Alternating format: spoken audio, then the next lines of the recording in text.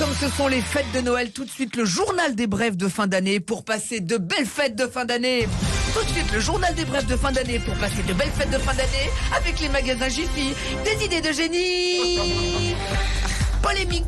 Les 2 allers-retours en 3 jours d'Emmanuel Macron au Qatar auraient coûté 1 demi-million d'euros et généré 480 tonnes de CO2, soit 53 ans de l'empreinte carbone moyenne d'un Français.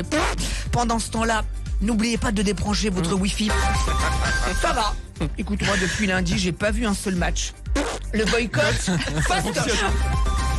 Coupe du monde de rugby en 2023. Note aux joueurs français. Vous avez intérêt de gagner la coupe, sinon Macron viendra vous ploter sur le terrain.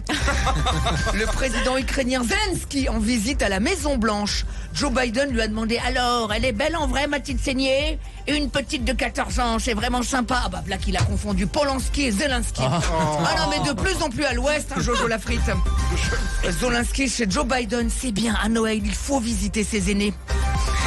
Augmentation sensible du prix des jouets. Bon bah habituellement à Noël les jouets sont offerts sans les piles. Ou je sens que cette année je vais offrir des piles sans les jouets.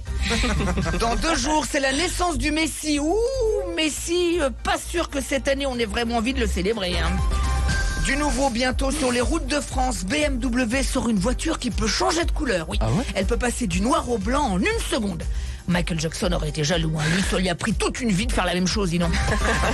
Grève à la SNCF, train supprimé ou retardé. On devrait arriver dans nos familles samedi entre 8h et 21h. Ben dis donc, on sera dans Vie ma vie de Colis Chronopost.